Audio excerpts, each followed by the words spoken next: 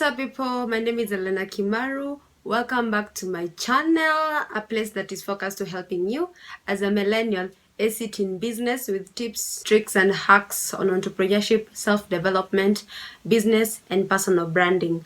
On today's video, I'll be talking about the biggest mistakes that I made as a new entrepreneur. And the first thing that I really went wrong was not paying myself. Initially, when I started my business, let's say back when I was in campus, I would do a lot of beadwork and sell to people and stuff like that, especially students. I was literally a hawker in school. But then the problem I had was not paying myself. I'd make a lot of money from the bead, and then I'll just be like, oh, let me save this amount of money, and then I will plow it back into the business. And I never used to pay myself.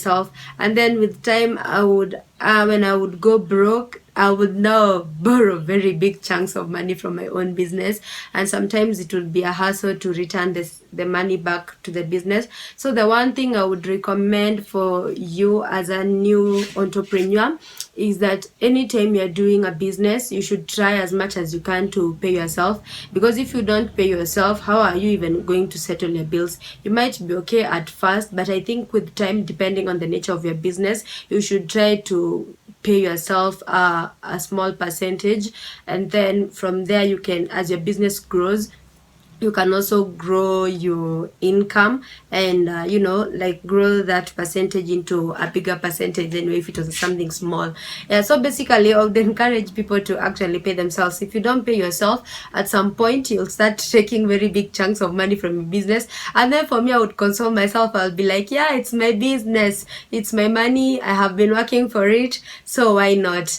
Yes. And then another thing that I really went so wrong at first when I started doing my business was on pricing. Sometimes I would really overprice something, and sometimes I would underprice something. Yes, I think the one thing I would recommend is that you should actually do your market research on if you're working in a particular, like say for example, for me, I used to do a lot of beadwork. As you can see, I'm all well decorated, and the one thing I would recommend is you look at the market. Probably you're not the only person who is doing that particular kind of business, maybe. So if there are other people who are doing that particular kind of business, just find out how much they're charging their items. Say if it's a product or a service, find out how much people are charging, and then also look at the value. Also, yeah, that's very important. Look at the value you're providing people, and then again look at the target market. Who are you selling to? Because sometimes you could be selling the same product but to two different types of clients or customers. Some of them are very high end, and then some of them are just average. So depending on who you are selling to, make sure that whatever you price, in short, make sure whatever you price your product at, you are getting the value you give people back. Because if you don't price your products or services correctly, either you will lose on clients, or maybe you'd actually be making a lot of losses as a business. Yes. And then another thing that I went so wrong at was when it came to hiring, when I said my other business.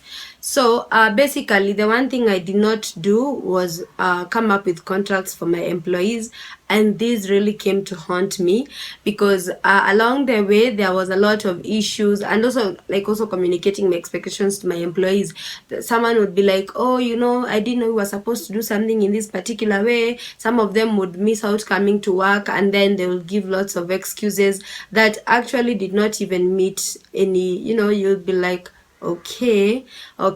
So anyway, what I would encourage you is make sure you draw up contracts, come up with your terms and conditions for your employees so that they can know what is expected of them. And in my video, as I said earlier, I've explained that in terms of when you're developing like the onboarding process, like tell people what you expect, what your short-term and long-term goals, what can they do what should they do for you so that you can be able to meet your business goals.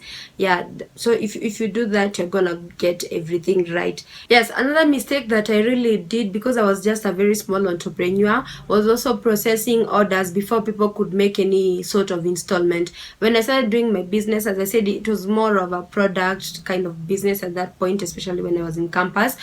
So what I did so wrong was not asking my clients to pay upfront, at least even if it's a small installment.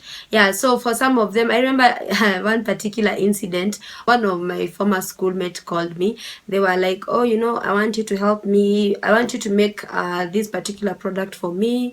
And she actually wanted 3 orders. I was like, okay, I need an installment. And she was like, oh, you know me. There's no way I can refuse you your money. I'll just give you your money. And then because I was so naive and I really needed the cash, and I was like, okay, she can't let me down, I decided to go ahead and make the 3 products for her.